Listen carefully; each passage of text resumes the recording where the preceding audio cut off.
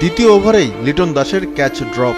Bowler ছিলেন আলী খান, যিনি পাকিস্তান বংশোদ্ভূত এবং ফ্র্যাঞ্চাইজি লিগ খেলেছেন আইপিএল, বিপিএল, সিপিএল এর মতো বড় আসরে। লাইফ পেয়েও কাজে লাগাতে পারেননি লিটন। তিনি করেন 15 বলে 14 রান। উইকেটটি নেন জশদীপ সিং, যিনি জেসি সিং নামে পরিচিত। যুক্তরাষ্ট্রের ঘরোয়া লিগে হ্যাট্রিক রয়েছে সিপিএল খেলা এই অলরাউন্ডারের। ষষ্ঠ ওভারে আউট সৌম্য সরকার।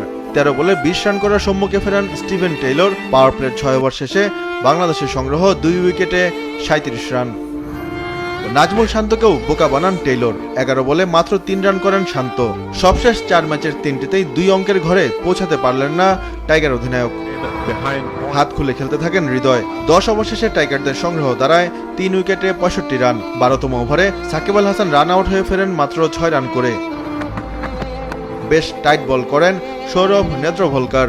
এই বাহাতি পেসার 2010 যুব বিশ্বকাপে ভারতের হয়ে খেলেছেন। 15 ওভারে বাংলাদেশের সংগ্রহ 4 উইকেটে 102 রান। দারুণ খেলে অর্ধশতকে পৌঁছান হৃদয়। 40 বলে 50 তোলেন বাংলাদেশ দলের অন্যতম নির্ভরযোগ্য এই ব্যাটার। মাহমুদুল্লাহ রিয়াদ ভালোই সঙ্গ দিচ্ছিলেন হৃদয়কে, কিন্তু উড়িয়ে মারতে গিয়ে আউট রিয়াদ। তার সংগ্রহ 22 বলে 31 রান।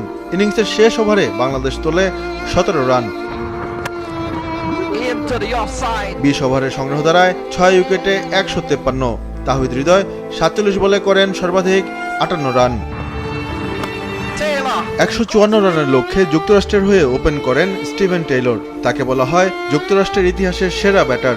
প্রথম শ্রেণীর ক্রিকেটে তিনি খেলেছেন জ্যামাইকার হয়ে। মোনাঙ্ক প্যাটেল ছিলেন আরেক প্রান্তে, যিনি ভারতীয় বংশোদ্ভূত এবং বর্তমান অধিনায়ক। 2018 সাল থেকে যুক্তরাষ্ট্র ক্রিকেট দলের নেতৃত্বে রয়েছেন।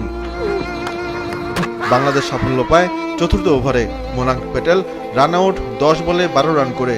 পাওয়ার প্লের 6 ওভারে সংগ্রহ 1 উইকেটে 43 রান। ক্রিজে আসেন আন্দ্রেয়াস গুস দক্ষিণ আফ্রিকান বংশোদ্ভূত। এ পর্যন্ত 2টি টি-20 খেলে 2টিতেই 50 করেছেন তিনি, তবে এবার বেশিক্ষণ টেকেননি।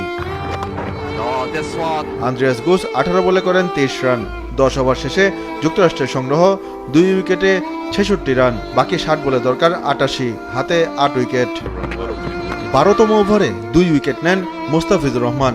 স্টিভেন টেইলর 29 বলে করেন 28 রান এবং অ্যারন জোন্স 12 বলে করেন 4 রান। এরপর শরীফুলের শিকার হন 10 রান করা নীতিশ কুমার। 15 ওভার শেষে সমীকরণ দাঁড়ায় 30 বলে দরকার 60 রান, হাতে 5 উইকেট। ক্রিজে ছিলেন কোরি অ্যান্ডারসন, যিনি একসময় নিউজিল্যান্ডের হয়ে বিশ্বকাপের ফাইনাল খেলেছেন এবং শহীদ আফ্রিদির দ্রুততম সেঞ্চুরির রেকর্ড ভেঙেছিলেন। কিন্তু জ্বলে ওঠেন হারমিত সিং। মাত্র 13 বলে 33 রানে অপরাজিত থাকেন তিনি। কোরি অ্যান্ডারসন অপরাজিত থাকেন 25 বলে 34 রানে। 3 বল বাকি থাকতে জয়ের লক্ষ্যে পৌঁছায় যুক্তরাষ্ট্র। বাংলাদেশের পরাজয় 5 উইকেটে।